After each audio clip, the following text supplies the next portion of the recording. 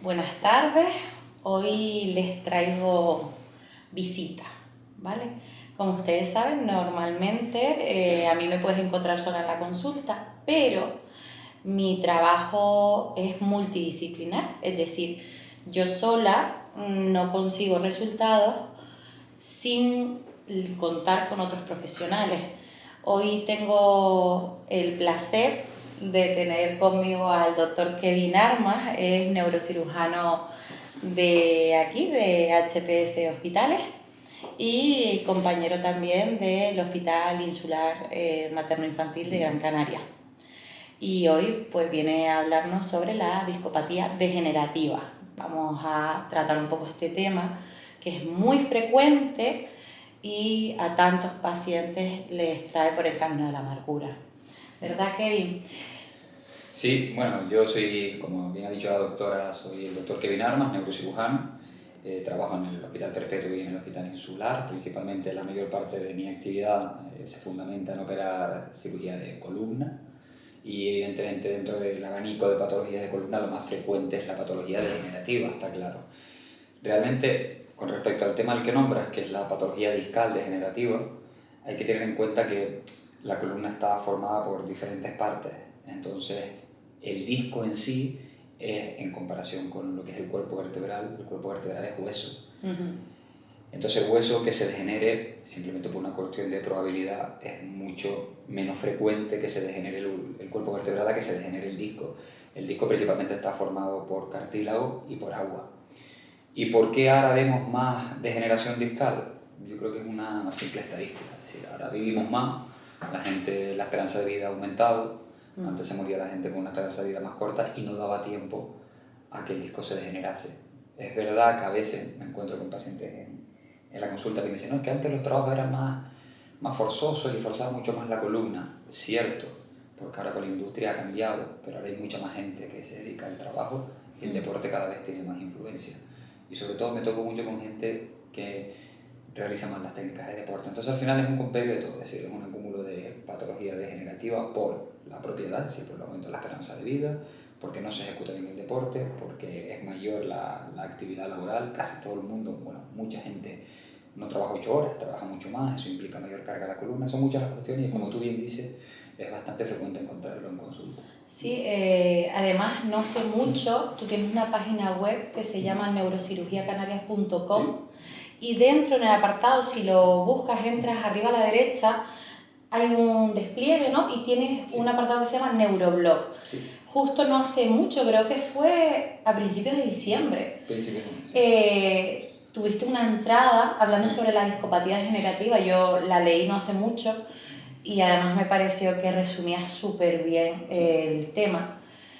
Y en cuanto a lo que hablas de que ahora es más frecuente, yo lo que creo es que ahora la gente trabaja mucho tiempo sentada, no todo el mundo hace deporte y muchas veces, aunque vayas a hacer deporte, no es suficiente. Antiguamente trabajaban nuestros abuelos en el campo y esa gente estaba muy en forma, no es como ahora que vamos 3 veces en semana, 1 hora y ya nos cuesta encontrar tiempo, ¿no? Y después es cierto que ahora tenemos medios para diagnosticarlo y que no todo lo que se diagnostica en una imagen es lo que tiene el paciente. Normalmente, Kevin, ¿qué es lo que tú sueles encontrar como síntomas en una discopatía degenerativa? Antes de lo de los síntomas, es importante lo que has dicho. Es decir, a mí el paciente que me viene, de 10 pacientes que veo, 9 son pacientes que no van al gimnasio, que no hacen nada de deporte y que no trabajan la fuerza. Es raro que yo me encuentre un paciente, y todavía mucho menos frecuente que yo quiera un paciente que esté bien trabajado en el gimnasio, principalmente con ejercicios de fuerza que yo defiendo tanto. Entonces, un paciente con una discopatía, es raro que el paciente me venga a la consulta y que lo único que tenga sea una discopatía. Además de esa discopatía, tiene otras partes de la vértebra, como son las articulaciones con hipertrofia, muchas veces lo que tienen es el canal estrecho por donde pasan los nervios, pero donde me está sorprendiendo, y esto lo digo de verdad porque he estado haciendo una revisión última, que en el último año he visto cada vez más gente joven con discopatía y me sorprende. ¿Por qué? Porque es normal que si tú te haces una resonancia con 40 años ya empiezas a tener los discos un poco deshidratados, los discos intervertebrales que hayan perdido agua. eso es esperable, lo que se llama por ahí discos negros. Pero a mí lo que me sorprende es encontrarme con gente que no solo tiene desgaste discal, es que literalmente no tiene disco. El disco es como bien sabes, una almohadilla entre las vértebras. Si tú realmente no tienes esa amortiguación, choca una vértebra con otra. ¿Y cómo es el síntoma principal? Es el típico paciente que me dice, me levanto bien, con un dolor moderado, un 2/10, siendo un 10 un infierno, y conforme voy haciendo actividad me voy encontrando peor. Me voy encontrando peor, ya no me puedo estar ni sentado, no puedo estar de pie. Sí es verdad que cuando hago periodo y estoy muy caliente se me alivia el dolor y luego vuelve. Ese es el típico dolor discopático. Y muchos de ellos me dicen solamente cuando ya paro y en decúbito supino, solo cuando me acuesto, es cuando se me alivia. Sí. No, normalmente tú me derivas muchos pacientes, tú y otros compañeros, y es verdad que muchas veces insistiéndoles en fisioterapia, insistiéndoles en ejercicio físico principalmente de bajo impacto y con aumento de fuerza sobre todo, y con alguna infiltración los pacientes mejoran, pero es que tienen que cumplir, eso para empezar. Y después el aumento de la obesidad. Tenemos, claro, yo creo que ese aumento de los pacientes jóvenes sin disco, ¿tú no crees que puede ser por un aumento del sedentarismo entre los niños y los adolescentes y sumado al sobrepeso? Sin duda, es decir, hay que partir de la base que son muchas cuestiones las que llevan a esto. Y sobre todo son problemas que la causa la tenemos identificada, pero intentar tratar la consecuencia no es tan fácil. ¿Por qué? Porque no solo estamos hablando de sedentarismo, es decir, antes dijiste una cosa importante, y es que la gente tiene la capacidad de poder acceder a la sanidad más fácilmente. Antes solamente existía la pública y ahora la privada cada vez, casi todo el mundo ya tiene un seguro por el colapso que hay en la sanidad pública y por ende lo que hacen es tener la facilidad y el acceso a una resonancia. Entonces ya con la resonancia, con que te duele un poco la espalda, la gente con un episodio de lumbalgia de una semana se está haciendo una resonancia, cosa que yo estoy completamente en contra, a no ser que tenga signos de alarma. Hay que esperar y hacer una resonancia. Entonces cuando ya el paciente han pasado 6 semanas y ha hecho, como tú bien dices, parte del tratamiento conservador y sigue con ese dolor lumbar, entonces sí se hace una resonancia. Lo que yo no entiendo, y esto excepto algunas particularidades, es raro que yo opere un paciente sin antes habértelo enviado a ti a la unidad del dolor, sin antes haber hecho fisioterapia, porque en el último congreso al que fui, que fue el año pasado, de Congreso Nacional de Columna, el equipo de Barcelona lo que estaban haciendo era una cosa que me encantó la charla de capacitación antes de la cirugía. Entonces esta gente lo que hacía era poner a todos los pacientes con una rehabilitación intensiva durante 6 meses antes de ser operado, pero con una tabla, no es simplemente te mando rehabilitación acuática, 20 sesiones y vuelve, no, con rehabilitación intensiva. Y se dieron cuenta que el 80% de esos pacientes no acaban operándose. Entonces, ¿cuál es el paciente? Siempre digo lo mismo, que va a ir bien con quirófano. El paciente que a pesar de haber agotado, ha pasado contigo, le has hecho bloqueo, le has hecho todo tipo de técnicas con unidad del dolor, le has modificado el tratamiento, el paciente ha puesto de por sí, bebe suficiente agua, no tiene sedentarismo, ese paciente si sigue con dolor va a quirófano, ese paciente va a mejorar. Estoy totalmente de acuerdo. Y sobre todo súper importante, tener una protrusión o una hernia no significa que tengas que pasar por quirófano. No. Y gracias a Dios tú y yo trabajamos igual. Sí, en ese aspecto. Agotamos todas las medidas conservadoras y luego si no queda de otra, el paciente se opera. Porque una columna virgen tiene muchísimas más posibilidades de mejoría que una columna intervenida. Que bueno, que pacientes intervenidos tengo yo muchos en la unidad y bueno, su tratamiento en la unidad del dolor es mucho más complejo. Eso es así. Y es algo muy importante lo que has dicho, porque los estudios demuestran que a partir de la segunda cirugía, es decir, tú te operas de la columna y te tienes que volver a operar y cae exponencialmente la probabilidad de éxito. Entonces yo veo aquí cirugías que se han operado en otros sitios y cuando yo veo que esa cirugía está mal hecha por X o por Y, por lo que sea, la intento subsanar, veo que el resultado radiológico es buenísimo, pero el clínico no. ¿Por qué? Porque es que ya la columna no es la misma. Si tú da igual la vía que hayas hecho, te has metido a través del músculo, has manipulado la cirugía, has manipulado la anatomía, has manipulado tantas cosas que ese paciente cuando se vuelve a someter, primero que el paciente tiene ninguna expectativa, porque piensa que una segunda cirugía puede arreglarlo primero. Y tú cuando lo haces, sin embargo el paciente luego te viene, y yo siempre digo lo mismo, a mí me encantaría poder venderte la cirugía y decirte al 100% que te voy a mejorar, pero yo el único objetivo que tengo en la cirugía es alivio parcial del dolor. Yo no te voy a quitar el dolor, siempre se lo digo, conmigo no te operes, porque yo no te voy a quitar el dolor, yo te alivio y te mejoraré la calidad de vida. Si tú entiendes eso, opérate, pero yo quiero que tú me vengas a la consulta a los 6 meses, 8 meses de operarte y que me digas, Kevin, tengo dolor, sí, me duele, pero por lo menos tengo calidad de vida. Y yo insisto tanto en agotar las medidas conservadoras porque, como tú bien has dicho, yo no opero imágenes, yo opero pacientes. Entonces, me da exactamente igual. Mira, sin ir más lejos, hoy he visto un paciente con una hernia impresionante comprimiéndole el canal y el paciente acaba de venir del gimnasio.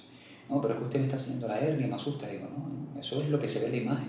Pero si tu cuerpo lo adapta bien, ¿por qué? Porque se centró en potenciar la musculatura y está espectacular, está asintomático. No se opera en imagen. Sí, hace nada nosotros colgamos en mi perfil lo del síndrome facetario lumbar. Exacto. Y te acuerdas que puse lo de nosotros no, o sea, una resonancia magnética, si sale una lesión, Sí. si no duele, no se toca. No se toca. Que no se toca, eso está ahí. Yo tengo la espalda Es que hecha eso- polvo y no se no toca. hace nada, no hace nada. Tengo compañeros que tienen la espalda porque se han hecho resonancia y ya le entra la paranoia para hacerse horrible.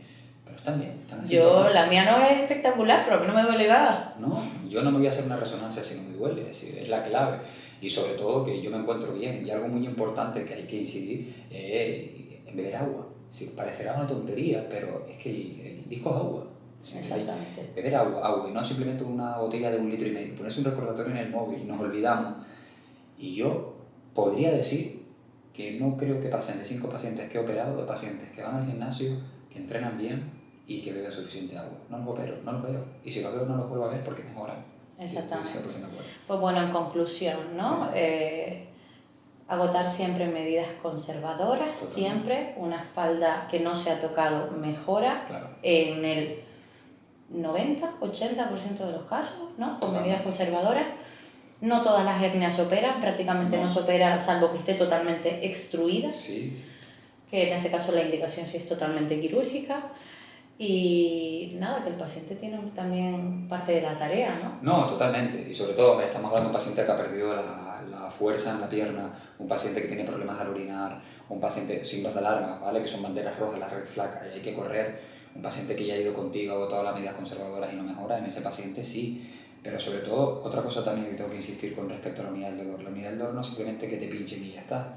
Yo veo, porque veo tus notas, que ves muchos pacientes que vienen con múltiples fármacos, le haces un reajuste, le dejas con 2 fármacos, siguiendo el escalón de la OMS analgésico, y ese paciente mejora. Y a lo mejor estaba con morfina y no era necesario. Si la gente piensa que cuanto más mejor, no, hay que individualizar. No, y además a mí no me gusta que el paciente se vea con 8 pastillas, porque eso da conciencia de enfermedad. Sí. Y yo lo que quiero es empoderar al paciente. El Claro. paciente, oye, yo te doy lo que necesitas, todo lo demás lo quitamos. Y yo sinceramente, si yo pudiera pasar la consulta con un fisio a mi izquierda y un entrenador personal a la derecha, lo haría. Total. Pero no puedo todavía. Algún día a lo mejor podré, pero ahora mismo Ojalá. no es posible. Pues Kevin, para terminar, ¿qué hábitos crees tú, en resumidas cuentas, Vale. que podría adoptar un paciente que tiene una discopatía degenerativa?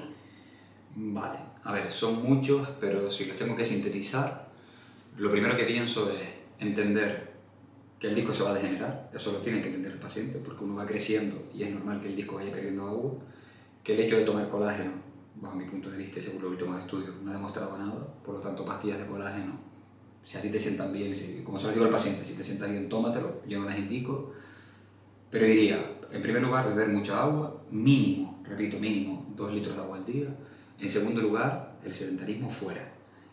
Y lo digo ahora, caminar no es un deporte. La gente dice, yo camino 1 hora al día. Eso no es un deporte, caminar es algo normal. Entonces, siempre digo lo mismo, hay gente que ahora ve una tendencia a hacer pilates, no me parece mal, prefiero el pilates que el yoga para la discopatía, pero dentro de lo que puede ser, si puedes meter, igual que la moda de la piscina y de la natación, me parece bien, pero no a todo el mundo le gusta la piscina y no se potencia tanto por una cuestión de densidad con el agua. Entonces, hipertrofia muscular, principalmente de tren inferior. Y si tengo que especificar más, ejercicios de glúteos y de cadena isquiotibial. No me interesan tanto los cuádriceps o el tibial anterior, me interesan sobre todo los glúteos mediano y mayor, y en este caso los femorales, el bíceps femoral.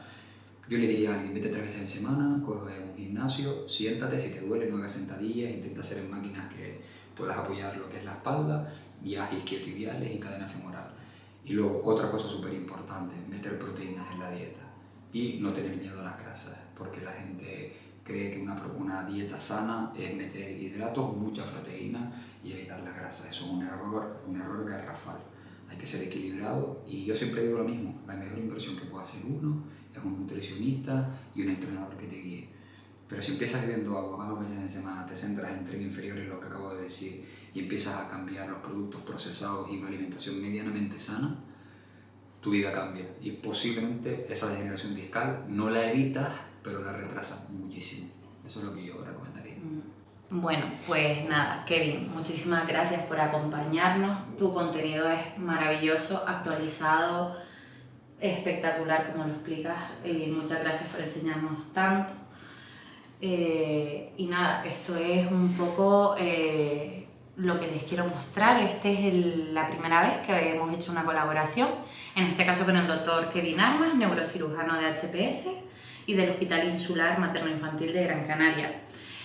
Habrá más y nuestra intención es siempre divulgar sobre temas médicos enfocados sobre todo al dolor y recordar que del dolor se sale siempre que estés bien informado, sepas a dónde ir y sepas cómo tratarte, ¿vale? Y no sé si quieres comentar algo más, Kevin. Agradecerte, hablar contigo de estos temas, sabes que a mí me encanta, creo que la forma de llevar la consulta nuestra es muy similar. Tenemos algo bueno y es que cuando viene el paciente no simplemente le decimos tómate esto y ya está, o te tienes que operar y ya está, sino que le explicamos el porqué de las cosas y sobre todo fundamentamos y nos centramos en que la vida se fundamente en cuidarse uno mismo, en tratar, en invertir en salud, porque si al final si tú te cuidas, haces que al final no acabes con nosotros. Y esos pacientes que ya han pasado por tu evaluación, por tu tratamiento y que yo los opero después porque siguen mal, esos son los pacientes que van bien y al final lo que estamos hablando son resultados buenos. Entonces, la medicina yo no pienso que es blanco y negro, es gris. Pero si podemos trabajar de la mejor forma posible en esos grises, al final el que se beneficia es el paciente. El paciente aquí viene asustado, no quiere estar aquí, quiere que le des información y no solo tómate esta pastilla, sino haz esto, vete a tu casa, mira a ver cómo te va implementándolo en su vida. Me ha encantado de hablar contigo, cuando quieras hablar de otro tema, aquí estaré. Tú sabes que mis redes son tu casa. Sí, yo encantado. Muchísimas gracias, Kevin, un placer. Con gusto, claro. Y bueno, como ya he comentado, es la primera colaboración que hacemos. Te animo a que me digas en comentarios qué tipo de contenido quieres que subamos o qué tipo de contenido quieres que tratemos en los próximos episodios, y si quieres que hablemos con alguien en concreto, pues lo intentamos, ¿vale? Soy la doctora Miriam Jiménez y estoy deseando ayudarte.